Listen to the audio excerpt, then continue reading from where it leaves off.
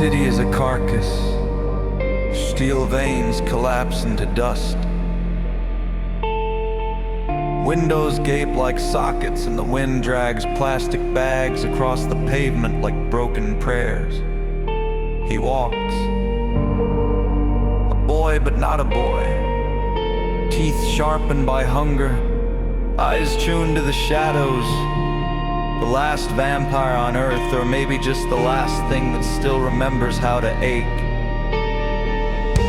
He moves through intersections where the lights still blink. Red into green into nothing at all, like some forgotten god still trying to keep order. He listens for her, the one who kept his hands warm when warmth still mattered. The one he lost in the first fires before the cities rotted into silence. Now the silence is all there is, and it presses into him like water into lungs.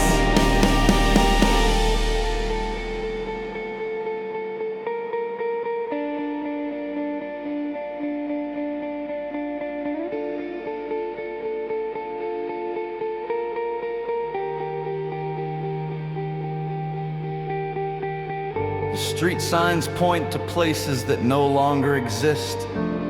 The fountains cough dust, every building wears its ruin like a crown of thorns, and beneath it all, a pulse, faint, trembling. The possibility that she is still here, somewhere in this skeletal labyrinth.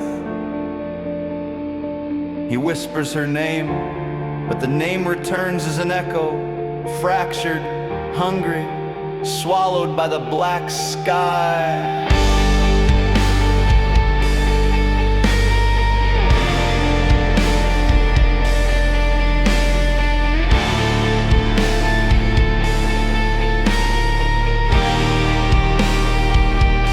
They hide down a stairwell under a grocery gone to rust, behind mattresses and graffiti that once meant something else. A small congregation of breathing ghosts sharing canned peaches and old radio stations that no longer play songs. They map the exits with looks, memorize silence like scripture, and tell one another bedtime stories about the world before the smoke.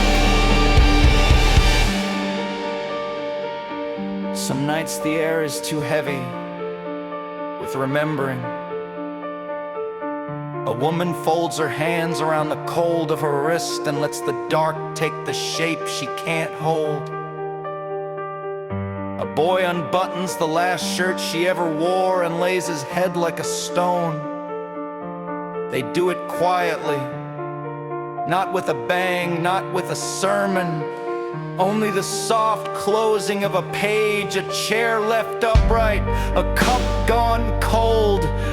The others find them in the morning and pretend it's a dream, because pretending keeps the light from leaving the room all at once. And still he walks through corridors of ash, through doors that do not open, through the ghost of a city that once held millions of heartbeats.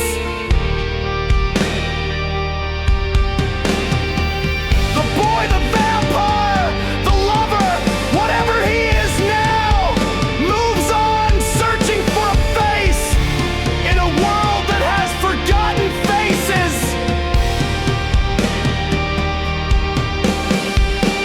He steps over thresholds where survivors once whispered plans, picks up a photograph between his fingers, and tries to remember how their mouths shape the vowels of her name.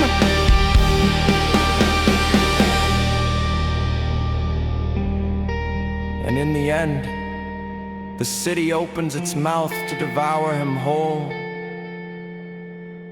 But he smiles, because even devoured, he'll keep searching. Even devoured, he still believes she might be waiting.